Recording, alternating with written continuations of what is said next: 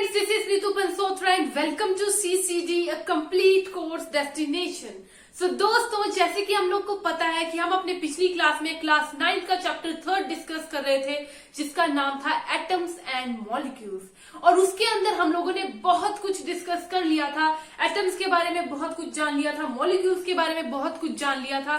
तो आज हम लोग का टॉपिक क्या था कि राइटिंग ऑफ केमिकल फॉर्मूला, किस तरह से हम लोग केमिकल फॉर्मूले जो होते हैं उनको लिख सकते हैं। तो वो हमारा आज का टॉपिक है, जिसको आज हम डिस्कस करने वाले हैं। और आज हम लोग एक ही टॉपिक डिस्कस करेंगे, that is writing of chemical formula. इसको हम लोग अच्छे से डिस्कस करेंगे ताकि हमें कभी भी प्रॉब्लम ना आए केमिकल फॉर्मूला लिखने में, ठीक है। बाकी जो भी इस वीडियो को देख रहा है, लाइक शेयर सब्सक्राइब जरूर कर दीजिएगा, ठीक है। तो ये तो एक बात हो गई अलग से। अब हम लोग स्टार्ट करेंगे अपना topic, that is writing of chemical formula. किस तरह से हम लोग केमिकल फॉर्मूलाज को लिखते हैं। तो सबसे पहले देख लें कि केमिकल फॉर्मूलाज होते क्या है। केमिकल फॉर्मूलाज जो होते हैं होते क्या है। तो जो कंपाउंड्स होते हैं, the chemical formula of any compound is the symbolic representation of its composition. जो कंपाउंड्स होते हैं उनकी जो कंपोजिशन होती है, उसकी सिंबॉलिक रिप्रेजेंटेशन को हम लोग क्या बोल देते हैं, chemical formula. Chemical formula of any compound is the symbolic representation of its composition।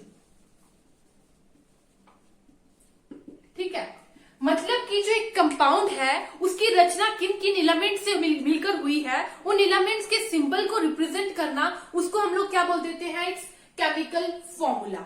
Okay, तो जो केमिकल फॉर्मूला है जो एलिमेंट्स का, वो इजीली हम लोग लिख सकते हैं, but for that we need to learn the symbols of the element and their combining capacity of the element. What we need, हमको क्या क्या चाहिए, symbols of the elements and combining capacity of the elements। हम लोगों को इन दोनों चीजों के बारे में पता होना चाहिए, तभी हम लोग केमिकल फॉर्मूलाज को लिख पाएंगे, ठीक है। तो सिंबल्स क्या होते हैं एलिमेंट्स के, और उनकी कंबाइनिंग कैपेसिटी। अभी कंबाइनिंग कैपेसिटी जो है, जो कंबाइनिंग कैपेसिटी है वो क्या होती है। So combining capacity of any element is called its valency, ठीक है। जो किसी एलिमेंट की कंबाइनिंग कैपेसिटी है उसको हम लोग क्या कह देते हैं, उसकी valency. Combining capacity of the element is called its valency. Okay, valency के बारे में पता चल गया क्या होता है। किसी एलिमेंट के अंदर कितनी कंबाइनिंग कैपेसिटी है उसको हम लोग क्या कह देते हैं, वैलेंसी। तो हम लोगों ने क्या क्या देखा कि केमिकल फॉर्मूला क्या होते हैं, केमिकल फॉर्मूला कंपाउंड के, उसकी सिंबॉलिक रिप्रेजेंटेशन जो होती है उसकी कंपोजिशन की, उसको हम लोग बोल देते हैं केमिकल फॉर्मूला, ठीक है। उसके बाद हम लोगों ने क्या देखा कि जो सिंबल्स होते हैं एलिमेंट के, हमें वो पता होने चाहिए, और उस एलिमेंट की कितनी कंबाइनिंग कैपेसिटी है, कितनी कंबाइन कर सकता है किसी के साथ, वो हमें पता होने चाहिए। और this combining capacity of any element is called its valency. उसकी कंबाइनिंग जो कैपेसिटी होती है किसी एलिमेंट की, उसको हम उसकी वैलेंसी बोल देते हैं, ठीक है। तो यहां तक क्लियर है। अब हम लोग देखेंगे एक एग्जाम्पल के साथ समझते हैं। हो सकता है कि ये आपको समझ ना आया हो, तो एक एग्जाम्पल देख लेते हैं। मान लीजिए एक ऑक्टोपस है। ऑक्टोपस के पास कितनी आर्म्स होती है, 8 आर्म्स, ठीक है। और एक ह्यूमन बींग के पास 2 आर्म्स होती हैं। अब उस ऑक्टोपस को, ह्यूमन बींग को कैच करना है, पकड़ना है। तो वो क्या करना है, उस तरह से कैच करना है कि जो ऑक्टोपस की 2 आर्म्स है और जो ह्यूमन की 2 आर्म्स है वो अच्छी तरह लॉक्ड हो, ठीक है। तो अब मुझे बताइए कि जो ऑक्टोपस है वो कितने ह्यूमंस को कैच कर सकता है, कितने ह्यूमंस को पकड़ सकता है। तो देखिए हम लोग क्या करेंगे, ऑक्टोपस को हम लोग मान लेते हैं मान लेते हैं O एंड ह्यूमन को हम लोग क्या मान लेते हैं H। ठीक है, ऑक्टोपस की 2 आर्म्स एंड ह्यूमंस की 2 आर्म्स। ठीक है, ऑक्टोपस की 2 आर्म्स एंड ह्यूमन की 2 आर्म्स, ऑक्टोपस की 2 आर्म्स एंड ह्यूमंस की 2 आर्म्स, उसी तरह ऑक्टोपस की 2 आर्म्स और ह्यूमन की 2 आर्म्स। इट मीन्स कि इसको हम लोग कैसे रिप्रेजेंट कर सकते हैं, OH4। एक ऑक्टोपस ने कितने ह्यूमंस को कैच किया है एक टाइम पे, 4 ह्यूमंस को। इस तरह से कैच किया है कि उन ऑक्टोपस की 2 आर्म्स और ह्यूमन की 2 आर्म्स जो अच्छी तरह लॉक्ड हो, इस तरह से उसने कैच किया। तो एक ऑक्टोपस कितने ह्यूमंस को कैच कर पाया, 4 ह्यूमंस। ठीक है, उसको हम लोग क्या लिख सकते हैं, OH4। ओके, तो ये है हमारी वैलेंसी का कॉन्सेप्ट। इसी तरह से वो जो केमिकल कंपाउंड का फॉर्मूला है इस तरह से बनते हैं। तो चलो हम लोग कुछ कॉमन आयंस के सिंबल्स देख लें और उनकी क्या देख लें, valencies. Name of ions, ions के नाम, उनके सिंबल्स और उनकी वैलेंसी को डिस्कस कर ले थोड़ा सा।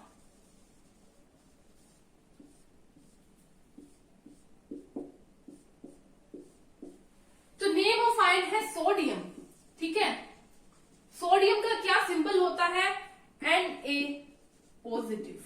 ठीक है, और उसकी वैलेंसी क्या होती है, 1। सेकंड हमारा आ जाता है पोटेशियम। पोटेशियम का सिंबल क्या होता है, that is K positive and इसकी वैलेंसी क्या हो जाती है, 1।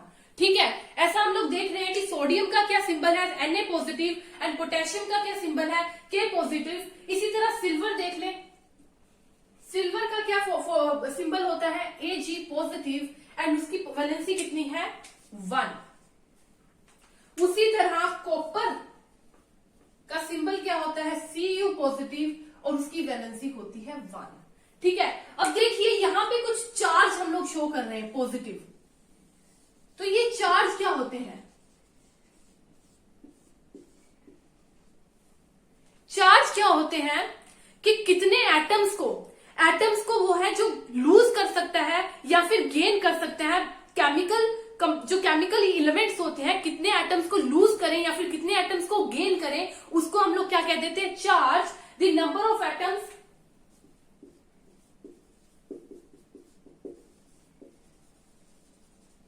द लूज और gain by any chemical element are called charge। ठीक है, कितने एटम्स को गेन किया या फिर कितने एटम्स को लूज किया, उसको हम लोग क्या कह देते हैं, चार्ज। अगर किसी के ऊपर पॉजिटिव चार्ज होगा, it means they are donating. अगर किसी के ऊपर पॉजिटिव चार्ज है, इसका मतलब है कि वो एटम को डोनेट कर रहा है। अगर किसी के पास नेगेटिव आयन है, नेगेटिव चार्ज है, इट मीन्स कि वो जो है किसी भी एटम को एक्सेप्ट कर रहा है। ठीक है, किसी से एटम को ले रहा है, उसको हम लोग नेगेटिव चार्ज से रिप्रेजेंट करेंगे। और कोई अगर एटम्स को डोनेट कर रहा है, उसको हम लोग पॉजिटिव चार्ज से रिप्रेजेंट करेंगे। ठीक है, आगे देख लेते हैं मैग्नीशियम। मैग्नीशियम को हम लोग कैसे रिप्रेजेंट करते हैं, Mg2 पॉजिटिव और इसकी वैलेंसी कितनी होती है, 2 पॉजिटिव। ठीक है, उसी के बाद कैल्शियम देख लेते हैं।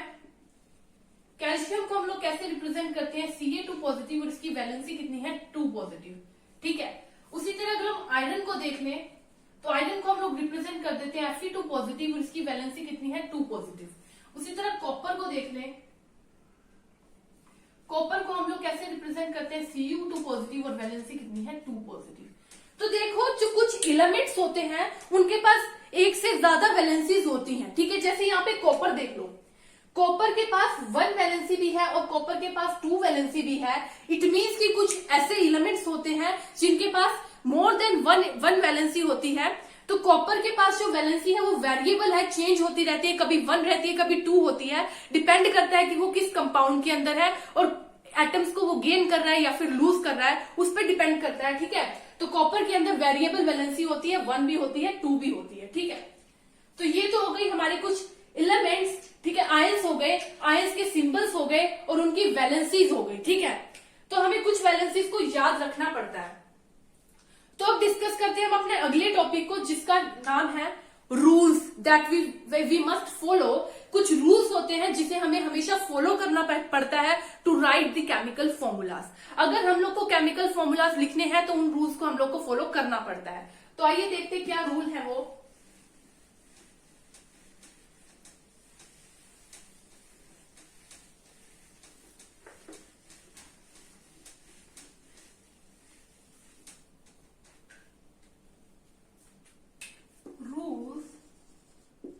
That we have to follow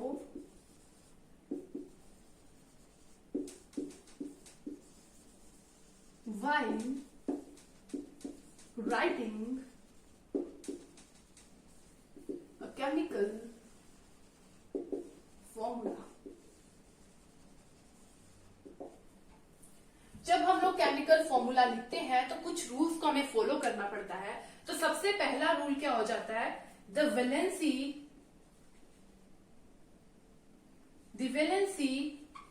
or charge of the ion must balance। जो एक आयन होते हैं उनके चार्ज या फिर उनकी वैलेंसी जो होती है वो हमेशा बैलेंस्ड होनी चाहिए, ये बोलता है हमारा फर्स्ट रूल। ठीक है, और इन रूल्स को फॉलो करना बहुत ही इंपॉर्टेंट है केमिकल फॉर्मूलाज लिखने के लिए। तो हमारा फर्स्ट रूल क्या कहता है कि द वैलेंसी और charge of the ion must balance. जो वैलेंसी होती है और जो चार्ज होती है किसी आयन का वो हमेशा बैलेंस होना चाहिए। ठीक है, ये हमारा फर्स्ट रूल है। सेकेंड रूल पर अगर आए तो जो कंपाउंड होता है, कंपाउंड के अंदर मेटल्स भी होते हैं और नॉन मेटल्स भी होते हैं। ठीक है, तो जो ऐसे एलिमेंट जो कि मेटल्स हैं उनके जो सिंबल्स हैं, उनके नाम के सिंबल, उनको हम पहले लिखते हैं और जो नॉन मेटल्स होंगे उनके जो सिंबल्स होंगे उनको हम बाद में लिखेंगे। ये कहता है हमारा सेकंड रूल। क्या कहता है second rule, the compound contains metals and non-metals. The symbols of metals must be written first, or we can say on left side of the chemical formula। जो केमिकल फॉर्मूला है उसके अंदर जो metals होंगे उनके जो सिंबल्स हैं उनको हम लोग लेफ्ट साइड पर लिखेंगे, फर्स्ट लिखेंगे, और जो नॉन मेटल्स होंगे उनके केमिकल फॉर्मूलाज को हम लोग, उनके सिंबल्स को हम लोग सेकंड लिखेंगे या फिर राइट लिखेंगे, ऐसा हम लोग कह सकते हैं। तो कुछ एग्जांपल्स ले लेंगे इसकी हम लोग, तो क्या एग्जांपल्स आ जाती हैं। Calcium oxide, calcium oxide, calcium oxide का फॉर्मूला क्या होता है, CaO। ठीक है, सेकंड आ जाता है सोडियम क्लोराइड। सोडियम क्लोराइड का फॉर्मूला क्या होता है, NaCl। Okay, and than copper oxide जिसका फॉर्मूला क्या होता है, CuO। अब देखिए हमारे पास तीन फॉर्मूलेस हैं, that is calcium oxide, sodium chloride and copper oxide. ठीक है, तो इसमें देखिए जो ऑक्सीजन है और जो क्लोरीन है, ऑक्सीजन और क्लोरीन है, they all are non metals. ठीक है, ये नॉन मेटल्स है और नॉन मेटल्स को हम लोगों ने कहां लिखा है, ऑन राइट साइड। ठीक है, हम लोगों ने नॉन मेटल्स को राइट साइड के अंदर लिखा, और कैल्शियम, सोडियम एंड कॉपर हमारे क्या है, these all are metals, these all are metals. और हम लोगों ने मेटल्स को कहां लिखा है, ऑन लेफ्ट साइड, या फिर जो हमारा फॉर्मूला है उसकी स्टार्टिंग में हम लोगों ने मेटल्स को लिखा। तो ये हमारा कौन सा हो गया, सेकंड रूल। ठीक है, सेकंड रूल हो गया। डिस्कस करते हैं अपने थर्ड रूल को। तो थर्ड रूल क्या कहता है,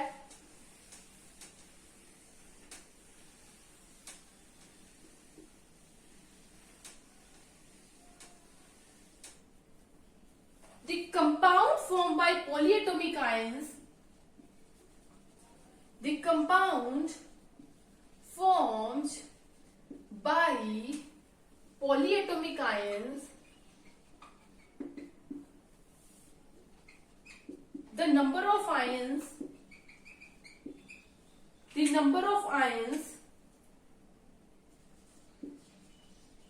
present in the compound, number of ions present in the compounds is indicated by closing the formula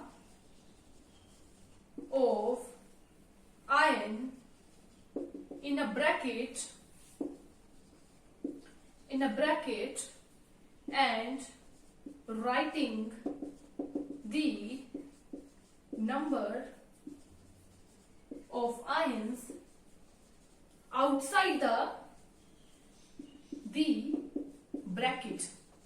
okay, और इसकी एक एग्जांपल ले लेंगे, that is magnesium hydroxide. Okay, तो देखिए हमारा थर्ड रूल क्या कहता है कि जो पॉलीएटॉमिक आयन होंगे, पॉलीएटॉमिक आयंस के अंदर क्या होगा, compound form by polyatomic ions, जो भी पॉलीएटॉमिक आयन से कंपाउंड बनता है, the number of ions present in the compound is indicated by closing the formula of ion in a bracket. जिसके अंदर पॉलीएटॉमिक आयन होंगे, तो जो पॉलीएटॉमिक आयंस को हम लोग क्या करेंगे, नंबर ऑफ आयंस जो होंगे उनको हम लोग एक ब्रैकेट के अंदर बंद कर देंगे, और कितने आयंस है वो ब्रैकेट के बाहर लिख दें, तो उसको हम लोग क्या बोल देते हैं, थर्ड रूल. एग्जांपल ले लेते हैं मैग्नीशियम हाइड्रोक्साइड. मैग्नीशियम हाइड्रोक्साइड के अंदर क्या है, दो आयन है, ठीक है, जिसको हम लोगों ने ब्रैकेट से बंद कर दिया और इसको क्या बाहर उसके नंबर रिप्रेजेंट कर दिए, कितने आयन है वो रिप्रेजेंट कर दिए. But in the case of sodium hydroxide, अगर हमारे पास सोडियम हाइड्रोक्साइड है, अगर पॉलीएटॉमिक आयन के अंदर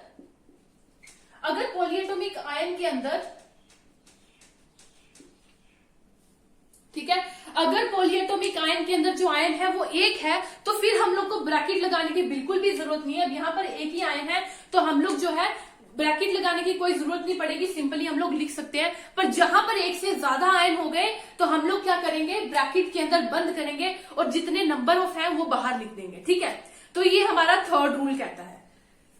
तो अब हम लोगों ने तीनों रूल्स को डिस्कस कर लिया है. अब हम देखेंगे किस तरह से हम लोग केमिकल फॉर्मूलाज को लिख सकते हैं. ठीक है, how to represent or how to write the chemical formulas.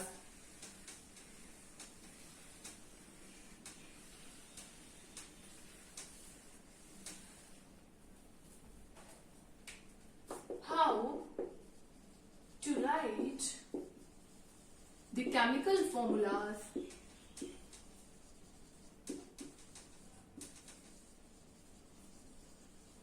of simple compounds. How to write this chemical formulas of simple compounds. तो सबसे पहले तो देख ले कि सिंपल कंपाउंड क्या होते हैं. सिंपल कंपाउंड्स वो कंपाउंड होते हैं जो कि वन और मोर एलिमेंट्स की मिक्सिंग करके या फिर वन और मोर एलिमेंट्स के साथ मिक्स होकर बनते हैं, और इनको हम लोग क्या कह देते हैं, बाइनरी कंपाउंड्स भी कह देते हैं. ठीक है,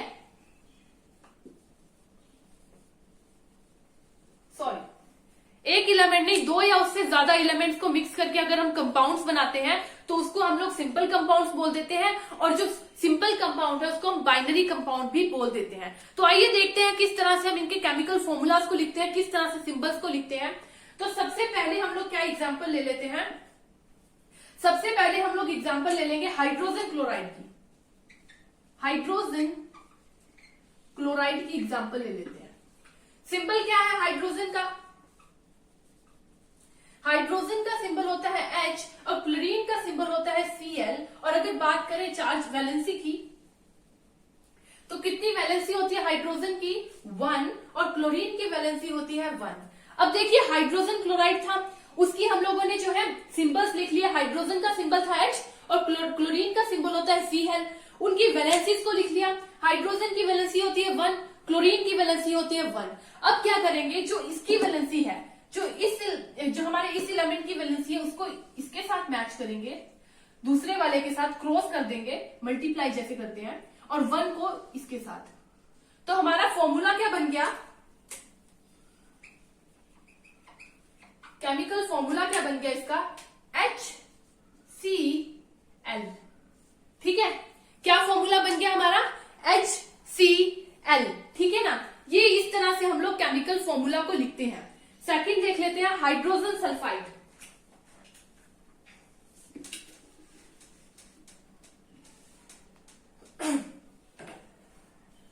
हाइड्रोजन सल्फाइड, अब देखिए हाइड्रोजन सल्फाइड है, सिंबल क्या होगा हाइड्रोजन का, H, और सल्फाइड S। ठीक है, वैलेंसी देख ले अगर हम लोग, तो हाइड्रोजन की वैलेंसी होती है 1 और सल्फर की वैलेंसी होती है 2। तो जब हम इन लोगों को इंटर क्रॉस करेंगे इनकी वैलेंसी को, तो क्या बन जाएगा, H2S हमारे पास फॉर्मूला आ जाएगा। ओके, पता लग गया किस तरह से हम लोग फॉर्मूलाज को लिखते हैं। सबसे पहले तो हम लोगों को सिंबल्स पता होना चाहिए, सिंबल्स के साथ साथ हम लोगों को उनकी कंबाइनिंग कैपेसिटी मतलब वैलेंसीज का भी पता होना चाहिए। उसके बाद हम लोग केमिकल फॉर्मूलाज को लिख पाएंगे। ठीक है, उसके बाद हम लोग देखें third example, that is carbon tetrachloride. Carbon tetrachloride,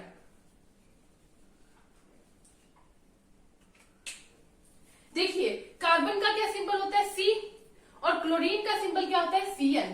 ठीक है, कार्बन की वैलेंसी कितनी होती है, 4, क्लोरीन की वैलेंसी कितनी होती है, 1। तो हमारे पास क्या फॉर्मूला आ जाएगा, दैट इज फॉर्मूला हमारे पास आ जाएगा CCl4। ठीक है, तो ये फॉर्मूला आ जाएगा हमारा कार्बन टेट्राक्लोराइड का। ठीक है, क्लियर है किस तरह से हम लोग फॉर्मूलाज लिखते हैं। इसके बाद हम लोग अगली एग्जांपल ले लेते हैं, magnesium chloride. Magnesium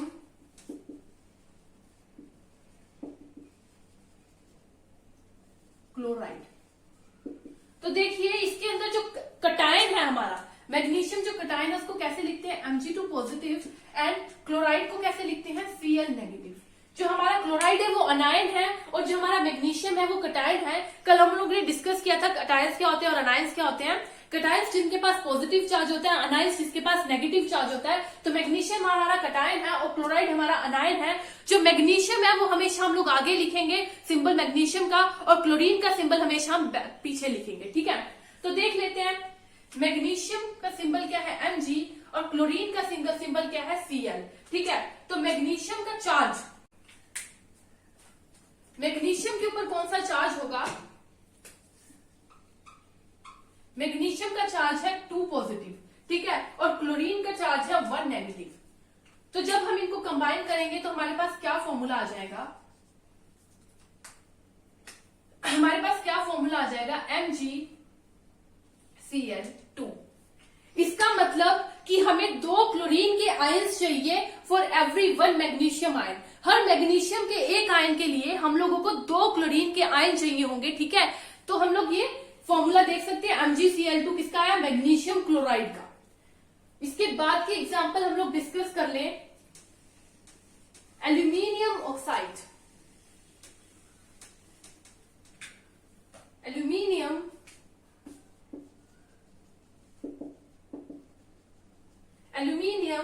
oxide, aluminium का सिंबल क्या होता है, Al, एंड ऑक्सीजन का O।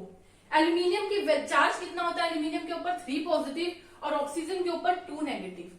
तो जब हम इन लोग को कंबाइन करेंगे तो हमारे पास क्या फॉर्मूला आ जाएगा, दैट इज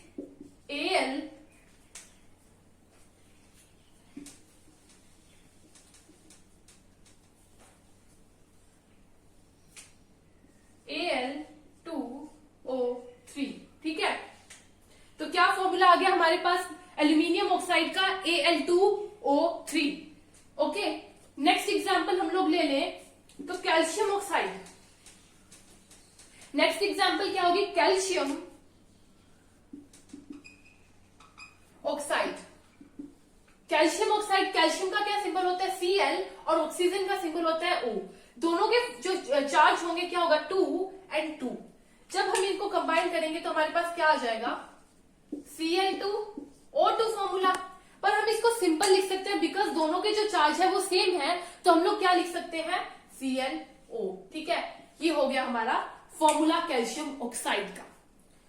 उसके बाद हमारा क्या आ जाएगा, एग्जाम्पल एक,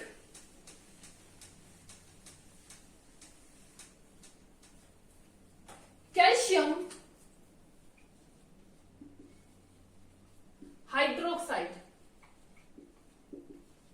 कैल्शियम का क्या सिंबल होता है, Ca, और हाइड्रोक्साइड का OH फॉर्मूला होता है, और इनके ऊपर चार्ज क्या है, कैल्शियम के ऊपर 2 पॉजिटिव एंड हाइड्रोक्साइड के ऊपर 1 नेगेटिव। ठीक है, तो जब हम इनको कंबाइन करेंगे तो हमारे पास हाइड्रोक्साइड के 2 आयन्स आ गए। ठीक है, क्या बना, ClOH2, सॉरी Ca, कैल्शियम था, CaOH2। तो देखिए हमारे पास हाइड्रोक्साइड के 2 आयन्स आ गए। इट मीन्स कि हमें 2 हाइड्रोक्साइड के कंबाइन चाहिए, 2 हाइड्रोक्साइड के आयन्स चाहिए जिसके साथ कैल्शियम के साथ कंबाइन करने के लिए। ठीक है, और उससे हमें क्या मिल जाएगा, कैल्शियम हाइड्रोक्साइड। मतलब कि 2 ऑक्सीजन के एटम्स चाहिए और 2 हाइड्रोजन के एटम्स चाहिए to combine with calcium to form किसका, कैल्शियम हाइड्रोक्साइड बनाएगा ये मिलकर। ठीक है, इससे अगली हम लोग एग्जांपल देख लेते हैं, दैट इज सोडियम नाइट्रेट।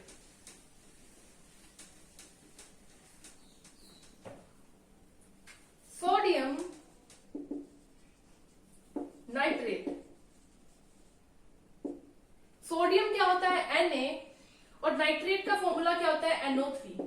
ठीक है, वैलेंसी देख लें तो सोडियम की वैलेंसी क्या हो जाएगी, 1 एंड 1 पॉजिटिव, एंड जो नाइट्रेट है उसकी वैलेंसी क्या हो जाएगी, 1 नेगेटिव। जब हम इन दोनों को कंबाइन करेंगे तो हमारे पास क्या फॉर्मूला आ जाएगा, NaNO3। ठीक है, ये फॉर्मूला आ जाएगा हमारे पास सोडियम नाइट्रेट का। तो अब हम लोगों ने बहुत सारे कंपाउंड्स के फॉर्मूले डिस्कस कर लिए हैं, किस तरह से केमिकल फॉर्मूला बनता है। आई थिंक ये तो हम सबको पता चल गया होगा। तो हम लोगों ने आज क्या सीखा, राइटिंग ऑफ केमिकल फॉर्मूलाज। इसकी क्लास में आज हम लोगों की 4th क्लास थी और इसके अंदर हम लोगों ने केमिकल फॉर्मूलाज को लिखना सीखा है। ठीक है, तो अब हम कल की क्लास के अंदर अगले टॉपिक्स को स्टार्ट करेंगे। आज की क्लास यहीं पे खत्म होती है, जिसके अंदर हम लोगों ने बहुत कुछ डिस्कस कर लिया कि किस तरह से हम लोग केमिकल फॉर्मूला को लिखते हैं, उनके रूल्स को देख लिया। ठीक है, तो आज की क्लास हम लोग यहीं खत्म करते हैं। कल वापस अपने न्यू टॉपिक्स के साथ हम लोग स्टार्ट करेंगे न्यू क्लास को। Thank you.